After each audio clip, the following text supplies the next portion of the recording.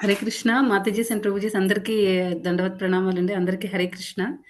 ఈరోజు మనం కార్యక్రమాన్ని ప్రారంభించే ముందు జగన్నాథ స్వామి ఆశీస్సులు తీసుకుందాం. జై జగన్నాథ్ బలదేవ్ సుభద్రమయ్యాకి జై, సుదర్శన్ భగవాన్‌కి జై, వామనదేవ్‌కి జై, పంచతత్వాకి జై, శ్రీల ప్రభుపాద్‌కి జై, జై పతాక స్వామి గురు మహారాజ్‌కి జై. ప్రార్థనలు. ఓం అజ్ఞానతిమిరంధస్య జ్ఞానాంజనశలాకయా చక్షురున్మిలితం येन తస్మై శ్రీగురవే నమః. నమో విష్ణుపాదాయ కృష్ణప్రేష్ఠాయ భూతలే శ్రీమతే భక్తివేదాంత స్వామిన్నితి నామినే. నమస్తే సారస్వతే దేవే గౌరవాణి ప్రచారిణే నిర్విశేష శూన్యవాది పాశ్చాత్య దేశతారిణే. జయ శ్రీ కృష్ణ చైతన్య ప్రభు నిత్యానంద శ్రీ అద్వైత గదాధర శ్రీవాసాది గౌరభక్తవృంద. హరే కృష్ణ కృష్ణ కృష్ణ హరే హరే, హరే రామ రామ రామ హరే హరే.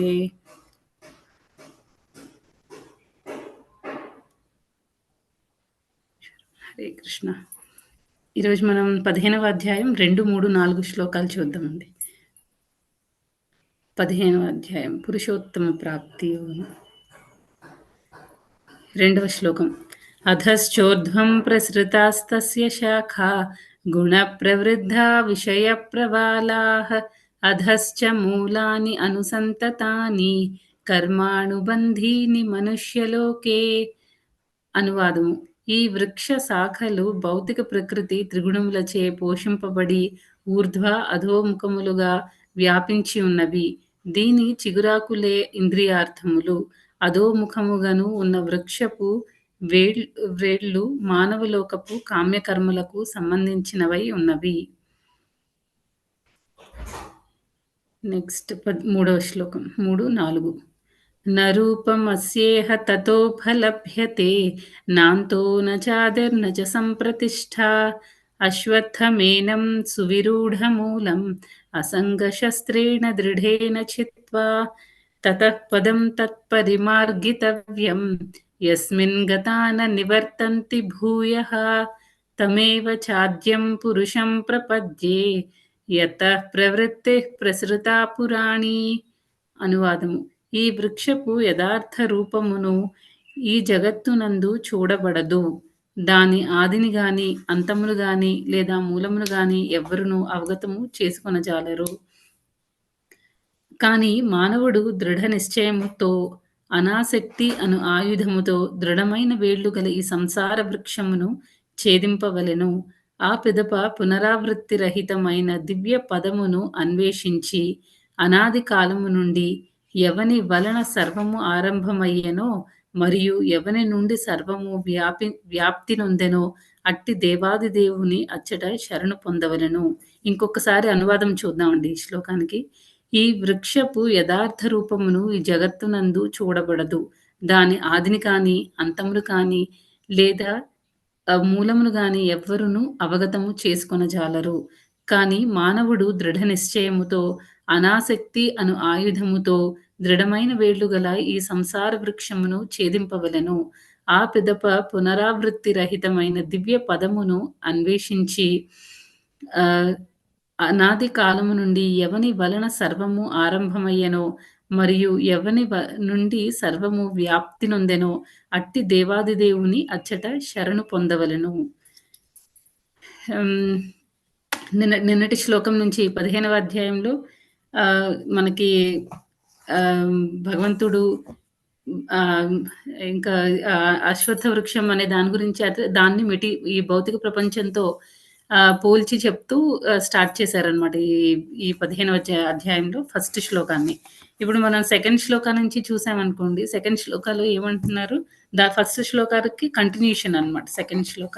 ఇంకా దాని డిస్క్రిప్షన్ ఇస్తున్నారా, అశ్వత్థ వృక్షం ఎలా ఉంటుంది, దాన్ని భౌతిక ప్రపంచంలో దేనితో కంపేర్ చేయొచ్చు అనే, దేంతో పోల్చి చెప్పచ్చు అనే దాని గురించి చెప్తున్నారు.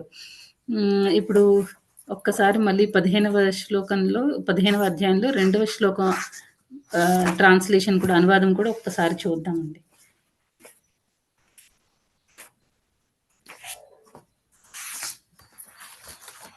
ఈ వృక్ష శాఖలు ప్రకృతి త్రిగుణములచో పోషింపబడి ఊర్ధ్వ అధోముఖములుగా వ్యాపించి ఉన్నవి. దీని చిగుళ్ళే ఇంద్రియార్థములు. అధోముఖముగను ఉన్న ఈ వృక్షపు వేళ్ళు మనుష్యలోకపు కామ్య కర్మలకు సంబంధించినవై ఉన్నవి. హ్మ్. ఇక్కడ ఈ ఫస్ట్ శ్లోకంలో ఇప్పుడు మనం చూసుకుంటే ఏం చెప్తున్నారంటే మొత్తం చెట్టు మొత్తం ఈ భౌతిక ప్రపంచం అయితే దాని ఆ చెట్టు కొమ్మలు ఎలా ఉన్నాయి? తర్వాత ఆ చెట్టు ఎలా ఉందండి? ఆహ్, మ ఒరిజినల్ ట్రీకి రిఫ్లెక్షన్ లాగా ఉంది అని చెప్తున్నారు. అయితే ఇప్పుడు మనం ముందు భగవద్గీతలో చాలా క్లాసెస్‌లో మనం నేర్చుకుని ఉన్నాం కదా! ఈ భౌతిక ప్రపంచం అనేది ఆధ్యాత్మిక ప్రపంచానికి రెప్లికా అన్నమాట. ఆధ్యాత్మిక ప్రపంచం యొక్క ప్రతిబింబము. దాన్ని ఎలాగ ఎగ్జాంపుల్‌తో చెప్పొచ్చు అంటే, ఇప్పుడు ఒక పెద్ద నది ఒడ్డు మీద ఉన్న వృక్షము నదిలో దాని ప్రతిబింబం ఎలా కనిపిస్తుందంటే వాటర్‌లో రివర్స్‌లో కనిపిస్తుంది. వేళ్ళు పైకున్నట్టు తర్వాత కిందన కొమ్మలన్నీ కూడా కిందకున్నట్టు మనకి అలా కనిపిస్తుంది కదా! సేమ్ ఇది కూడా అంటే ఈ ఆధ్యాత్మిక ప్రపంచానికి ప్రతిబింబమే ఈ భౌతిక ప్రపంచం అన్నమాట. ఆధ్యాత్మిక ప్రపంచంలో ఏవైతే ఉంటాయో అవన్నీ ప్యూర్ అన్నమాట. అవన్నీ ఒరిజినల్ తర్వాత అవన్నీ ప్యూర్ అన్నమాట. శుద్ధమైనవి. అదే ఇప్పుడు సపోజ్ మన ఎగ్జాంపుల్ ఫర్ ఎగ్జా ఇది భగవంతుడి పట్ల ప్రేమ అనే కాన్సెప్ట్‌ని తీసుకుంటే, ఆధ్యాత్మిక ప్రపంచంలో ప్రేమ అనేది భగవంతుడికి సంబంధించింది మాత్రమే. అందరూ భగవంతుడినే ప్రేమిస్తారు. భగవంతుడే ఆహ్, అంటే ఆయన సోర్స్ అన్నమాట అన్నిటికి. కాబట్టి ఆయన్నే మనం అంటే ఈ మిగతా ఏ కర్మలు చేసినా భగవంతుడిని పక్కన పెట్టి మనం ఎలాంటి కర్మలు చేసినా వాటన్నిటికి కూడా మనకి ఈ కర్మ బంధనాల్లో చిక్కుకుంటాము. పాపాలు, పుణ్యాలు ఇవన్నీ ఉంటాయి అని మనం ముందు క్లాసెస్‌లో తెలుసుకున్నాం గదా! అయితే మనం భగవంతుడి పట్ల ప్రేమ చూపిచ్చి, భగవంతుడికి సేవ చేసి అదంతా ఒరిజినల్ అన్నమాట. అది మన ఒరిజినల్ కాన్స్టిట్యూషనల్ పొజిషన్. అది మనకు భగవంతుడితో ఉన్న నిజమైన సంబంధం అన్నమాట. కానీ ఈ తర్వాత మనం అయితే హ్మ్, ఎలాగైతే ఇప్పుడు వాటర్‌లో రిఫ్లెక్షన్ కనిపిస్తుంది కదా! చెట్టు రిఫ్లెక్షన్ కనిపిస్తే అంటే చెట్టు ప్రతిబింబం కనిపిస్తే అది రివర్స్‌లో ఉన్నట్టు కనిపిస్తుంది. అదే రకంగా ఏంటంటే మనకి ఎప్పుడైతే భగవంతుడి నుంచి సెపరేట్‌గా ఉండి భగవంతుడే యజమానవ్వాలి. నేను ఒకసారి యజమానవుతాను. నేను ఎంజాయ్ జేస్తాను. అన్నీ కృష్ణాకే నా సేవలని. నాకు కూడా ఎవరైనా సేవలు చేసేవాళ్ళు కావాలి. ఇలా ఎప్పుడైతే మనకు ఆ కోరిక అనేది డెవలప్ అవుతుందో, ఆ కోరిక వల్ల ఏమవుతుందంటే, మనకి భగవంతుడు ఈ భౌతిక ప్రపంచాన్ని సృష్టించి మనల్ని పంపించేస్తారనమాట.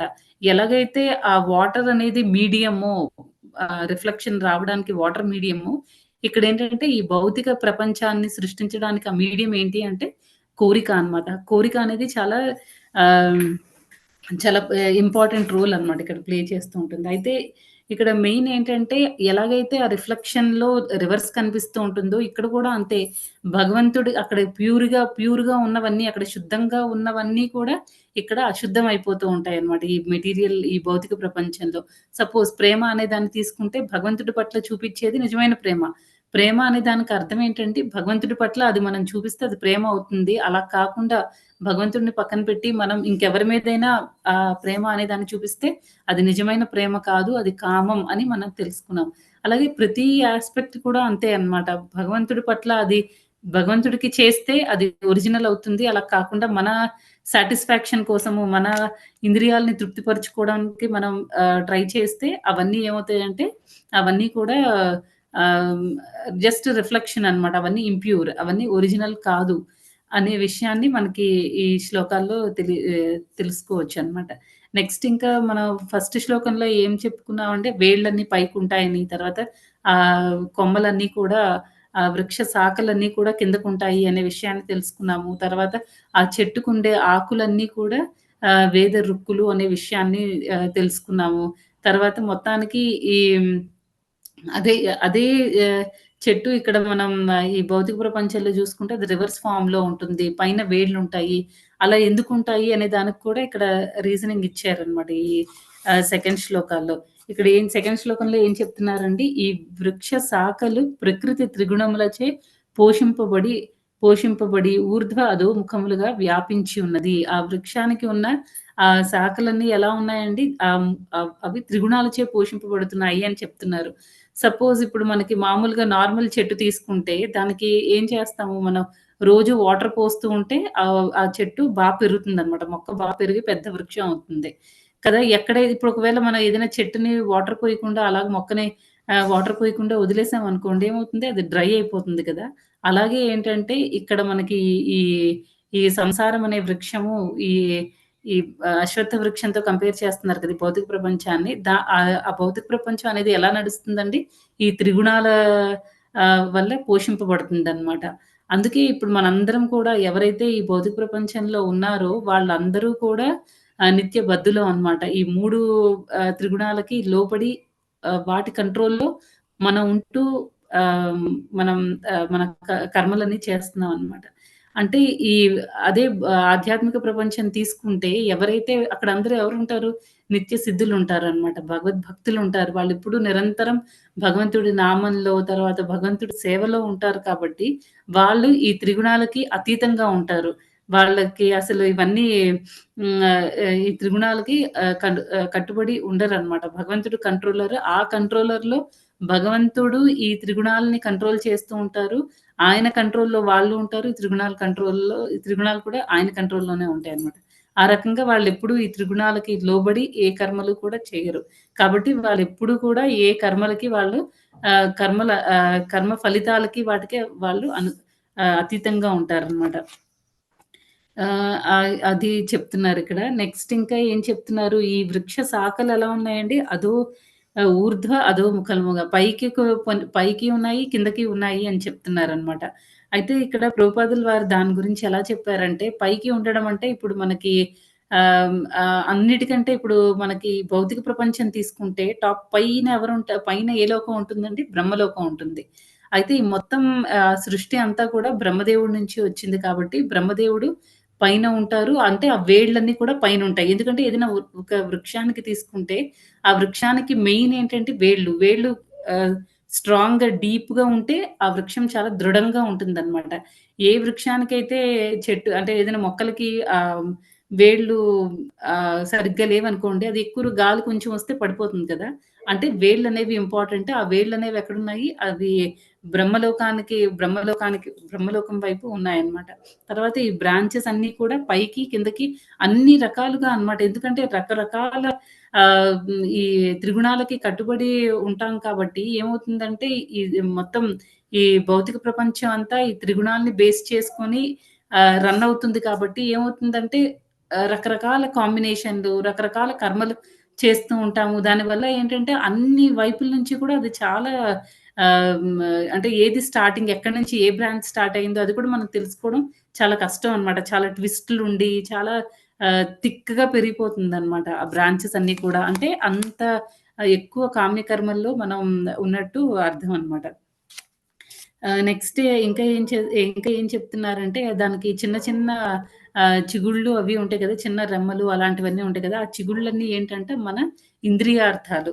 మనం ఏం చేస్తాము ఇక్కడ కామ్యకర్మలు మన మన వన్స్ మనం భగవంతుడి నుంచి సెపరేట్ అయ్యి ఇక్కడికొచ్చిన తర్వాత, మనం మొత్తం మన ఇంద్రియాలన్నిటిని కూడా ఎలాగ తృప్తిపరుచుకోవాలి, ప్రతి ఇంద్రియాన్ని కూడా ఇంద్రియ భోగం కోసం మనం వాడుతూ ఉంటాం అన్నమాట. ఆహ్, వాడుతున్నాము అంటే ఇప్పుడు సపోజ్ కళ్ళున్నాయనుకోండి. కళ్ళకి ఇంద్రియార్థం ఏంటి? చూపు. మనం ఏం చేస్తాము? భగవంతుడిని చూస్తే మన కళ్ళు ప్యూరిఫై అవుతాయి. అది కరెక్ట్ అన్నమాట.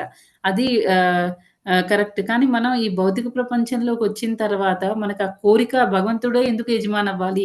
నేను యజమానవ్వాలి అనే కోరికతో మనం ఇక్కడికొస్తాం కాబట్టి ఎప్పుడైతే మనం మన కళ్ళకి ఇంద్రియార్థము చూపు అనుకున్నాం గదా! అయితే ఏమవుతుంది రకరకాల వాటిని చూస్తూ ఉంటామనమాట. మన ఎంజాయ్‌మెంట్ కోసం చూస్తూ ఉంటాం. మూవీస్ చూస్తూ ఉంటాము. లేకపోతే ఏదైనా అందంగా ఉంటే చూస్తూ ఉంటాము. ఏంటంటే అక్కడ మనం కృష్ణాని సెంటర్‌లో పెట్టమనమాట. పెట్టకుండా కృష్ణాని పక్కకి తప్పించి నేను యజమానిని కాబట్టి నేను ఎంజాయ్ చేయాలి. కృష్ణలాగా నేను కూడా ఎంజాయ్ చేయాలి అని మన ఎంజాయ్‌మెంట్ స్టార్ట్ చేస్తామనమాట. అలా ప్రతి ఇంద్రియానికి కూడా తర్వాత నోరుందనుకోండి. నోటికి మనం ఏం చేస్తాము రకరకాల మాటలు ఏవేవో మాటలు మాట్లాడుతూ ఉంటాము. అంటే భగవంతుడి నామం తప్ప మిగతావన్నీ మనం మాట్లాడతాము. ప్రజల్ప చేస్తూ ఉంటాము. తర్వాత ఎక్కడ ఏది దొరికినా తింటూ ఉంటాము. మన నోటికి ఎలాగా మన టేస్ట్ బడ్స్ ఉంటాయి కదా! వాటిని ఎలాగ మనం సాటిస్ఫై చేయాలి అనే దాంతో చూస్తామనమాట. అదే మనం ఆధ్యాత్మిక ప్రపంచంలో తీసుకుంటే అక్కడ వాళ్ళందరూ ఏముంటారండి? ఎలా ఉంటారు? అంటే ఇక్కడున్న ఆధ్యాత్మిక ప్రపంచంలో ఉండేవాళ్ళు ఎలా ఉంటారు అంటే, వాళ్ళ చూపుంది అంటే ఇప్పుడు భగవంతుడి ఆ రూపాన్ని, ఆ దివ్య మంగళ స్వరూపాన్ని చూడ్డానికి వాళ్ళు ఆ చూపుని వాడతారనమాట.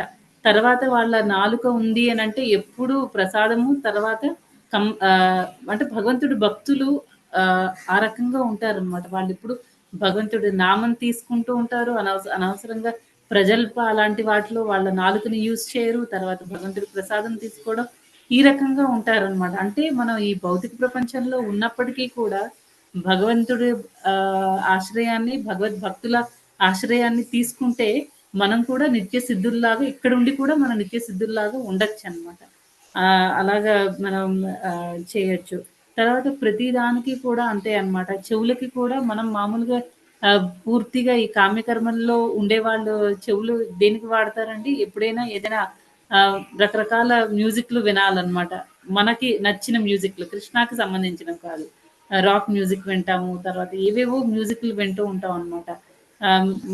కొన్ని ఆహ్, చాలా మినిమల్‌గా చాలా తక్కువ.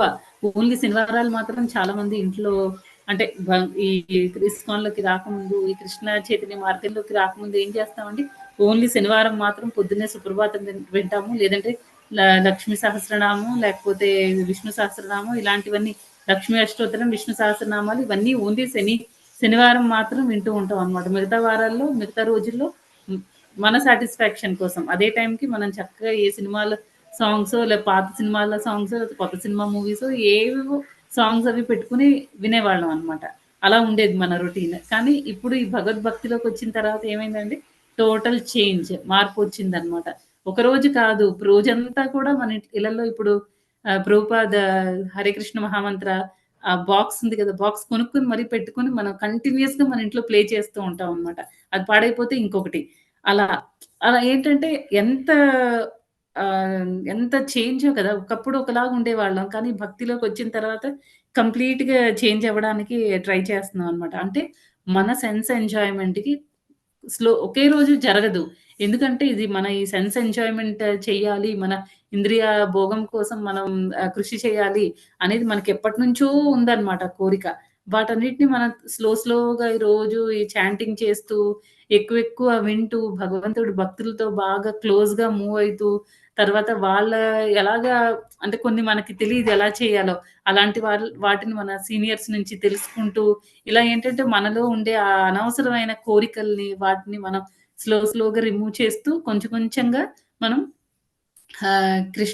కృష్ణకి సంబంధించినవన్నీ ఆహ్, అంటే కృష్ణ చైతన్య మార్గంలో ముందుకు వెళ్ళడానికి మనం ట్రై చేస్తున్నాం అనమాట. ఆహ్, ఆహ్, మన ఎలా అయినా సరే మనం వేరే వాళ్ళకి ఇన్‌స్పిరేషన్ అవ్వాలి. లేకపోతే వేరే వాళ్ళ నుంచి మనం ఇన్‌స్పైర్ అవ్వాలి అనే కోరిక మనకి స్ట్రాంగ్ అవుతుంది. అంటే మనం ఇక్కడ ఏం చేస్తున్నాము? డిటాచ్‌మెంట్ పెంచుకుంటున్నాం అనమాట. అదే నెక్స్ట్ శ్లోకంలో భగవంతుడు చెప్తున్నారనమాట. ఈ అసంగ శస్త్రేణ దృఢేన చిత్వ మనకి స్ట్రాంగ్ డిటర్మినేషన్ ఉండాలి. ఎలాగైనా సరే నేను ఈ ఇంద్రియ తృప్తి చేయడం తగ్గిచ్చాలి. కృష్ణతో ఎప్పుడైతే మన ఇంద్రియ తృప్తి తగ్గించడానికి ప్రయత్నిస్తూ ఉంటామో, అప్పుడు ఆటోమేటిక్‌గా మనకున్న టైం చాలా చాలా మిగులుతూ ఉంటుందనమాట. ఆ మిగిలిన ఎప్పుడైతే మనకి టైం మిగులుతూ ఉందో, ఆ టైం అంతా కూడా మనం అలా స్లోగా కృష్ణ కృష్ణ భక్తి మార్గంలో పెట్టుకుంటాం. కృష్ణుడి సేవ చేయడానికి వాడతామనమాట. ఒకప్పుడు అదే టైంని మన ఇంద్రియ తృప్తి కోసం వాడేవాళ్ళం. ఇప్పుడు అదే టైంని మనం భగవంతుడి సేవలో వాడుతున్నాం అనమాట. కాకపోతే ఎక్కడ మనకి ఎక్కువ సాటిస్ఫాక్షన్ ఒస్తుంది? మన ఇంద్రియ తృప్తి ఎంత చేసినా సరే ఇంకా చేయాలనిపిస్తూ ఉంటుంది. ఇంకా చేయాలనిపిస్తుంది. తృప్తి అనేదే ఉండదు. అదే భగవంతుడికి కొంచెం సేవ చేసినా మనం చాలా సాటిస్ఫాక్షన్ ఉంటుందనమాట. నెక్స్ట్ ఇంకా ఆహ్, ప్రభుపాదులు వారు ఏం చెప్తున్నారంటే ఇక్కడ భగవంతుడి పట్ల మనకి భౌతిక విషయాల పట్ల డిటాచ్‌మెంట్ పెంచుకోవాలి. ఎప్పుడైతే మనకి ఈ డిటాచ్‌మెంట్ ఒస్తుందో అంటే ఆహ్, ఆహ్, ఆకర్షణ అనేది ఉండదు. మన ఇంద్రియ భోగం చేసుకోవాలి అనే ఇంట్రెస్ట్ ఉండదనమాట. ఆ ఇంట్రెస్ట్ లేకుండా మనకి ఏ ఇంట్రెస్ట్ స్టార్ట్ అవుతుందండి? భగవంతుడి భక్తి చేయాలి. కృష్ణకి ఈరోజు ఏం చేయాలి? కృష్ణకి ఏ డ్రెస్ కొనాలి? బయటికెళ్ళినప్పుడు, షాపింగ్‌కెళ్ళినప్పుడు మన జనరల్‌గా ఫస్ట్‌లో ఇంతకుముందు కృష్ణ చైతన్య మార్గంలోకి రాకముందు ఎలా ఉండేవాళ్ళం? ఏదైనా బట్టలు మనం కొనుక్కోవాలి, కొత్త బట్టలు కొనుక్కోవాలి, లేకపోతే నా పిల్లలకి కొనాలి. అలా మనం ఆలోచించేవాళ్ళం. కానీ ఇప్పుడెలా ఆలోచిస్తాం, ఎక్కడైనా ఏవైనా చిన్న చిన్నవి ఏవైనా కనిపిస్తే ఇది ఈ డ్రెస్ కృష్ణకి సూట్ అవుతుంది. ఈ కలర్ కృష్ణకి లేదు. ఇది ఈ డిజైన్ బావుంది. కృష్ణకి లేదా రాధారాణికి ఇవి వేస్తే బావుంటాయి. లేకపోతే జగన్నాథ స్వామికి ఇలాగ అలంకరిస్తే బావుంటుంది. ఈ స్టోన్స్ బావున్నాయి. ఇలా ప్రతీదీ అన్నమాట. మనం ఏది చూసినా ఇంకా బయటికెళ్ళినప్పుడు లేదా ఏదైనా కొత్త రకం ఫ్రూట్స్ ఏమైనా వచ్చాయనుకోండి. ఇది కృష్ణ కోసం ట్రై చేద్దాం. ఇది కృష్ణకి ఆఫర్ చేద్దాం. ఇలా నడుస్తూ ఉంటుందన్నమాట మనకి అటాచ్‌మెంట్ పెరిగినప్పుడు. ఆహ్, తర్వాత ఇంకా ఏం చెప్తున్నారంటే మొత్తానికి ఇవన్నిటికి మనకి ఇంద్రియ భోగం తగ్గించుకోవాలన్న కృష్ణతో మన అటాచ్‌మెంట్ పెంచుకోవాలి అన్నా సరే మనకి ఆ ఇంట్రెస్ట్ రావాలి అనంటే అది ఎలా వస్తుంది అంటే అది ఓన్లీ భక్తుల యొక్క సాంగత్యంలో వస్తుందనమాట. తర్వాత ఒక మంచి ఆధ్యాత్మిక గురువు ప్రామాణికమైన గురువు సాంగత్యం తీసుకుంటే వస్తుందనమాట. వాళ్ళేంటంటే వాళ్ళు ఆల్రెడీ చేసి వాళ్ళు కన్విన్స్ అయ్యారనమాట ఈ ప్రాసెస్‌లో. ఈ భక్తి మార్గంలో వాళ్ళు ఆల్రెడీ చేసుకొని ఉన్నారు. తర్వాత వాళ్ళు ఆహ్, ఆల్రెడీ ఇంప్లిమెంట్ చేసున్నారు కాబట్టి, వాళ్ళు మనకి వాళ్ళ రియలైజేషన్స్ చెప్తూ ఉంటారు. ఎప్పుడైతే మనం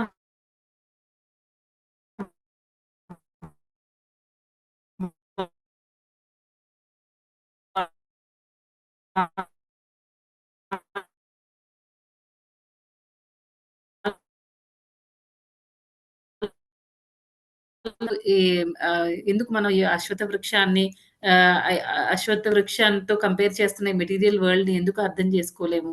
మనం అనే విషయం గురించి చెప్తున్నారనమాట. ఏమంటున్నారంటే, మనం ఈ భౌతిక కోరికలు అనేవి మనకి ఎక్కువైపోయేటప్పుడు, ఈ కామ్యకర్మలు చేయడంలో మనం పూర్తిగా నిమగ్నం అయిపోతున్నాం. అందుకని మనం ఇంకా దాని నుంచి బయటపడాలి అనే ఆలోచన కూడా ఒక్కొక్కసారి మనకి రాదనమాట. ఆహ్ కానీ అసలు మనం చూసుకుంటే ఈ కామ్యకర్మలు అవి ఎన్ని చేసినా సరే మనకి మన మూలాలేంటి? ఎందుకు మనం ఇక్కడ కామ్యకర్మలు చేస్తున్నాము. అయితే నిజంగా సాటిస్ఫాక్షన్ వస్తుందా అంటే ఒకటి చేస్తే ఇంకొక దుఃఖం. అది కంప్లీట్ అయితే అది చేస్తే ఇంకొకటి స్టార్ట్ అవుతుంది. అసలు మనం భ్రమలో బతికేస్తున్నామనమాట. నేను హ్యాపీగా ఉన్నాను. ఈరోజు నేను బయట హోటల్‌లో తిన్నాను. నేను హ్యాపీగా ఉన్నానని మనం అనుకుంటున్నాం. కానీ రిజల్ట్ ఏమవుతుంది? నెక్స్ట్ డే స్టమక్ అప్‌సెట్ అనమాట. మనకి కడుపు పాడైపోతుంది. అలాంటప్పుడు ఎందుకు తినాలి బయట? లేకపోతే ఒక మూవీ చూస్తున్నాము. రాత్రంతా మళ్ళీ ఆ మూవీ చూసొచ్చిన తర్వాత బావుంటుందా అంటే, ఆ సౌండ్‌లకి, ఆ మ్యూజిక్ సిస్టమ్స్‌కి వాటికి మనకి బాగా తలనొప్పొస్తుంది. అంటే ఇవన్నీ మనం ఎంత ఎక్కువ ఇంద్రియ భోగం చేయాలి అని చూస్తే, దానివల్ల మనకి ఇంకా ఎక్స్‌ట్రా ఇష్యూస్ ఒస్తున్నాయన్నమాట. హెల్త్ ఇష్యూస్ ఒస్తున్నాయి.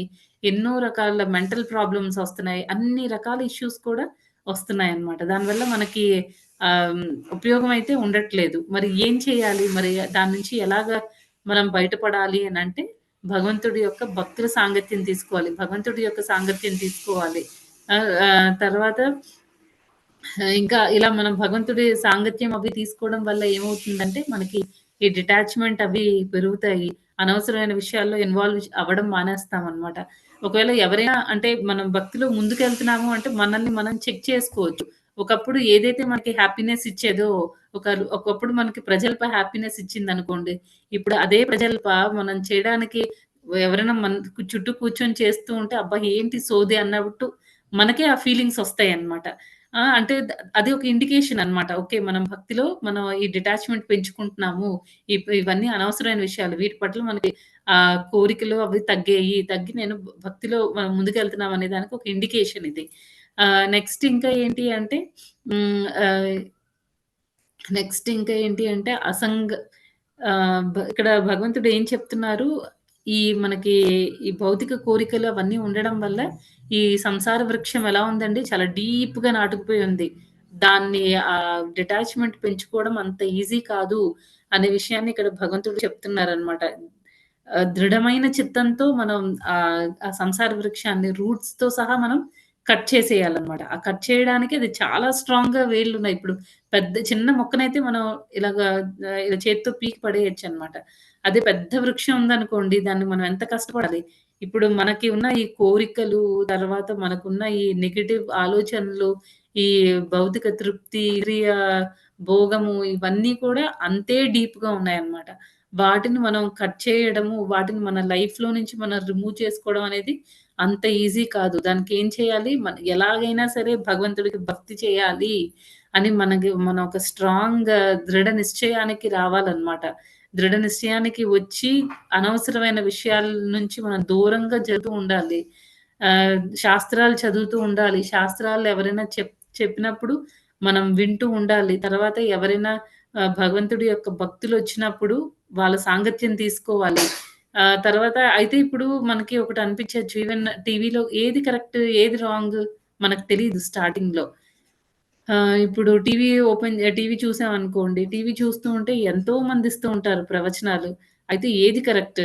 ఆహ్, రకరకాలు కొంతమంది ఉంటారనమాట. రకరకాల వాటిల్లో ట్రై చేస్తూ ఉంటారు. ట్రై చేసి ఒక దగ్గర కన్విన్స్ అవుతారనమాట. కరెక్ట్ ఏది నిజంగా అది ప్యూర్ నాలెడ్జ్ అయినప్పుడు కంపల్సరీ ఏదో ఒక రోజు అది దానికి మనం కన్విన్స్ అవుతాం అనమాట. కాకపోతే మనకు కూడా ఎవరు నన్ను చీట్ చేయకూడదు. నేనెవరి చేతిలో మోసపోకూడదు అని మనం భగవంతుడిని ప్రార్థించాలి. లేకపోతే ఏమవుతుంది, చాలా సోర్సెస్ ఉంటాయి నాలెడ్జ్ సంపాదించుకోవడానికి. అవన్నీ కరెక్ట్ కాదు. అయితే మనకి నేను నాలెడ్జ్ సంపాదించాలని మాత్రమే మనం అనుకుంటున్నాము. అంతకు మించి మనం ఆలోచించట్లేదు. ప్యూర్ నాలెడ్జ్ కావాలి నాకు అని మనం స్ట్రాంగ్‌గా అనుకోవాలి. అప్పుడు భగవంతుడు మనకి రైట్ డైరెక్షన్ చూపిస్తారనమాట. అప్పుడు అలా వచ్చిన వాళ్ళు చాలామంది ఇస్కాన్‌లో ఉన్నారనమాట. రీసెంట్‌గా కూడా మేము జన్మాష్టమి అవి చేసినప్పుడు చాలా మంది దగ్గర విన్నామనమాట. జన్మాష్టమి తర్వాత కూడా కొన్ని కాంటాక్ట్స్ కలెక్ట్ చేసుకొని వాళ్ళకి క్లాసులవి చెప్పేటప్పుడు మేము చాలా దగ్గరలో తిరిగాము. చాలా దగ్గర నుంచి మేము ఇన్ఫర్మేషన్ గ్యాదర్ చేసాము. కానీ మాకు ఇక్కడ దొరికినట్టు ఆన్సర్స్ ఎక్కడ దొరకలేదు. తర్వాత ఇక్కడ చెప్పినట్టుగా ఎంత మంచి జ్ఞానం, ఎంత క్రిస్టల్ క్లియర్‌గా ఉంది. ప్రభుపాద్ చెప్పినది ఏది ఇంప్రాపర్ కాదనమాట. ప్రతీది కూడా చాలా క్లియర్‌గా ఉంది. కాకపోతే వచ్చిన వాళ్ళు ఎలా ఉండాలి, మనం ఎలా వెళ్ళాలి భగవంతుడి దగ్గరికి ఓపెన్ మైండ్‌తో వెళ్ళాలి. ఎవరి చేతిలో ఎవరు నన్ను మోసం చేయకూడదు. కరెక్ట్ జ్ఞానం నాకివ్వు. కరెక్ట్ వేలో నీ భక్తిలోకి నన్ను తీసుకొనెళ్ళు అని మనం ఆ మూడ్‌తో ఉంటే భగవంతుడు కూడా మన లైఫ్‌లోకి మంచి మంచి డివోటీస్‌ని పంపిస్తూ ఉంటాడనమాట. వాళ్ళు మనల్ని ఇన్‌స్పైర్ చేసి మనల్ని భగవంతుడి భక్తిలో ముందుకు తీసుకొనెళ్తారు. అలా కాకుండా మన మూడ్ ఎలా ఉంది, కొంచెం ఫైటింగ్ స్పిరిట్‌లో ఉన్నామనుకోండి. అప్పుడేమవుతుంది, మనకి పర్వాలేదు నేను చేస్తున్నదంతా కరెక్టే. నేను ఆ ఫైటింగ్ స్పిరిట్‌లో లేను అని మనం అనుకుంటాము. కానీ అక్కడ మనకుంది ఇంటర్నల్‌గా. అప్పుడేమవుతుంది, అప్పుడు మన జీవితంలోకి ఎలాంటి భక్తులొస్తారంటే, అలా ఫైటింగ్ స్పిరిట్‌లో ఉండేవాళ్ళే మన లైఫ్‌లో కూడా ఎంటర్ అయ్యే ఛాన్సెస్ ఉన్నాయన్నమాట. కొంతమంది ఏంటి అనవసరమైన విషయాలన్నీ వాళ్ళకి అనవసరం అసలు. మేనేజ్‌మెంట్ రిలేటెడ్ ఇష్యూస్ అవన్నీ మనకెందుకు? మనం భక్తి చేసుకోవడానికొచ్చాం. మన లెవెల్‌లో మనం భక్తి చేసుకుంటే మనకి మంచిదనమాట. కానీ కొంతమందికి అన్ని విషయాలు అనవసరమైన విషయాలన్నీ తెలుసుకోవడానికి గాసిపింగ్ అంటే చాలా ఇష్టం ఉంటుంది. అలాంటి వాళ్ళకి భగవంతుడు ఏం చేస్తాడు? అది భక్తే. అందరూ భక్తులే. కాకపోతే ఏంటంటే వాళ్ళ ఇంద్రియ భోగం చేస్తూ ఉంటారు. భక్తి చేస్తూ ఉంటారనమాట. ఇప్పుడు అలా గాసిపింగ్ అంటే ఇష్టం ఉండే వాళ్ళకి అలాంటి సెట్ ఆఫ్ డివోటీస్ మధ్యలో పెడతాడనమాట భగవంతుడు. అందుకే మనం ఎలాగనుకోవాలి, అనవసరమైన విషయాలు నాకొద్దు. భక్తి మాత్రమే నేను చేయాలి అని అనుకునేటప్పుడు ఏమవుతుందంటే, భగవంతుడు అలాంటి మూడ్‌లో ఉన్న భక్తుల మధ్యన మనల్ని పెడతాడనమాట. అందుకని ఈ సాంగత్యం అనేది చాలా చాలా ఇంపార్టెంట్. అందరము భక్తి చేస్తూ ఉంటాము. కాకపోతే ప్రోగ్రెస్ అవ్వలేము. కారణం ఏంటి అంటే, మనలో ఉన్న ఈ నెగెటివ్ ఆలోచనలు. కొంతమంది ఏంటి అన్ని నెగెటివే ఆలోచిస్తూ ఉంటారు. అమ్మో! జన్మాష్టమి చేస్తున్నాము. ఎక్కువ మంది వస్తారో రారో? తర్వాత ప్రసాదం సరిపోతుందో లేదో? ఇలాంటి డౌట్స్ అన్నీ పెట్టుకోకూడదనమాట. కంప్లీట్‌గా అంటే ప్లానింగ్ ప్రాపర్‌గా ఉండాలి. తర్వాత కంప్లీట్‌గా దేవుడి మీద డిపెండ్ అనమాట. ఒక్కొక్కసారి కాదు చాలా సార్లు చూసామనమాట. ఏమవుతుందంటే ప్రసాదం సరిపోతుందో లేదో అని అనుకుంటాం. కానీ లాస్ట్‌కొచ్చేసరికి అందరికి బాగా దేవుడు అది ప్రూఫ్ అన్నమాట. కృష్ణకి రిలేటెడ్‌ది ఏది కూడా ఇన్‌కంప్లీట్ కాదు, ఇన్‌సఫిషియెంట్ కాదు, లిమిట్ ఉండదు దానికి. సరిపోదేమో అనుకుంటాం. కానీ ఆ టైమొచ్చినప్పుడు అందరికి హ్యాపీగా సరిపోతుందనమాట. అందరూ ఆహ్, ఎక్కడెక్కడి నుంచో భగవంతుడు తీసుకొనొచ్చి మరి పెడతాడు. అలాంటివి చాలా సార్లు జరుగుతూ ఉంటాయన్నమాట. ఇవన్నీ ఏంటంటే భగవంతుడికి మనం ఎంత అటాచ్డ్‌గా ఉండాలి అనేది మనకి అర్థమవుతూ ఉంటాయండి. డిఫరెంట్ డిఫరెంట్ ఇన్‌స్టెన్సెస్ వల్ల.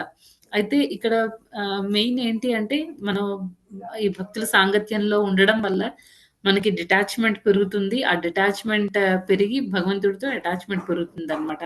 అయితే మనకి ఆహ్, ఆ డిటాచ్‌మెంట్ పెరగాలి అనంటే మనకి రైట్ నాలెడ్జ్ ఉండాలి.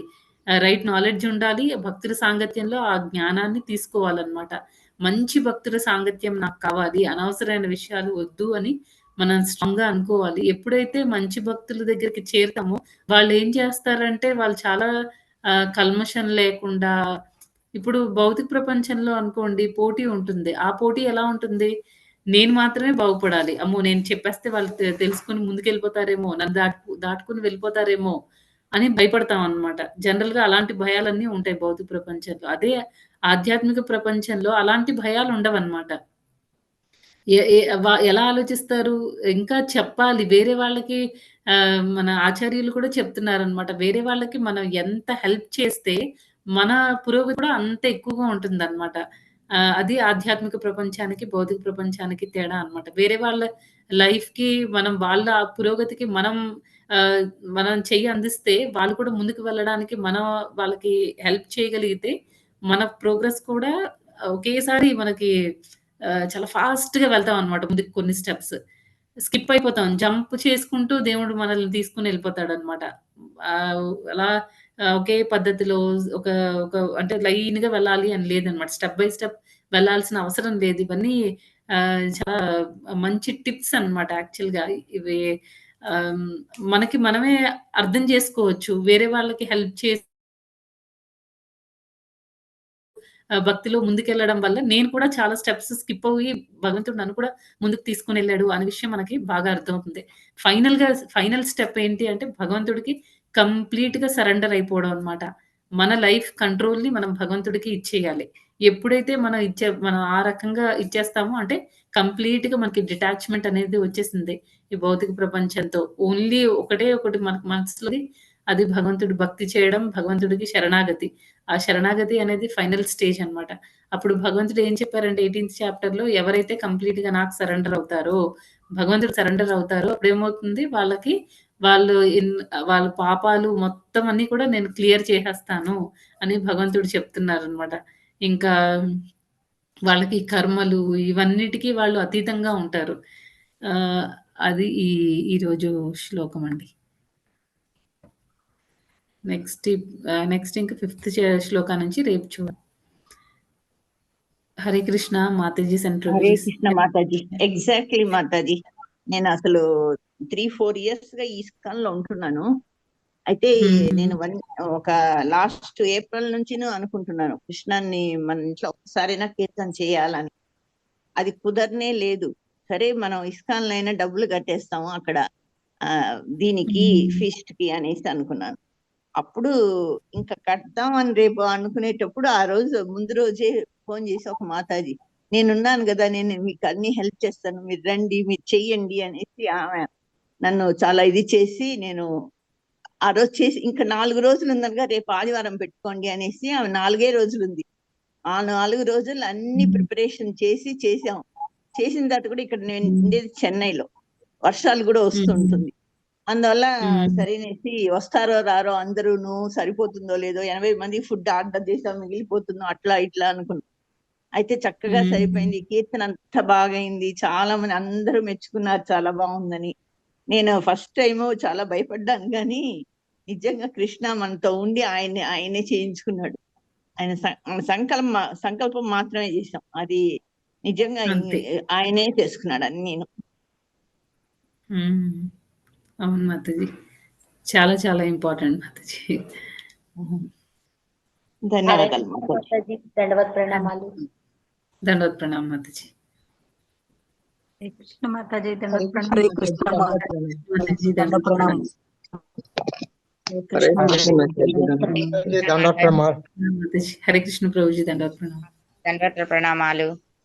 హరే కృష్ణ మాతాజీ.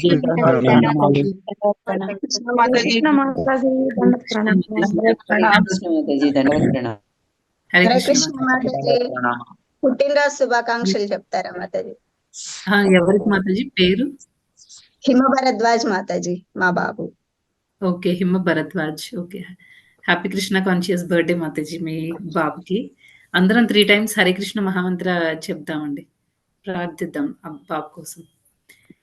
హరే హరే కృష్ణ కృష్ణ హరే కృష్ణ కృష్ణ హరే హరే కృష్ణ రామ హరే హరే హరే హరే హరే హరే కృష్ణ రామ హరే హరే కృష్ణ రామ హరే హరే రామ రామ రామ రామ హరే హరే హరే కృష్ణ హరే కృష్ణ కృష్ణ హరే హరే రామ హరే రామ కృష్ణ హరే కృష్ణ హరే రామ హరే రామ రామ రామ హరే హరే హరే రామ హరే రామ రామ రామ హరే హరే హరే హరే హరే రామ రామ రామ హరే హరే. చాలా సంతోషం మాతాజీ. హరే కృష్ణ. హరే కృష్ణ మాతాజీ. హరే కృష్ణ మాతాజీ. హరే కృష్ణ మాతాజీ.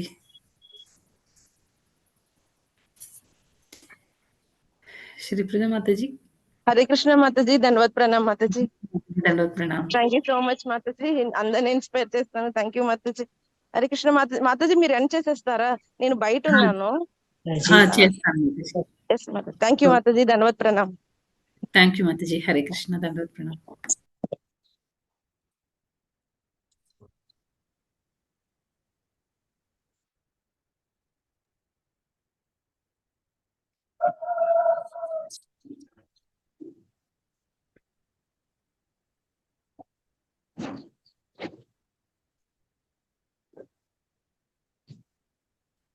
హరే కృష్ణ హరే కృష్ణ.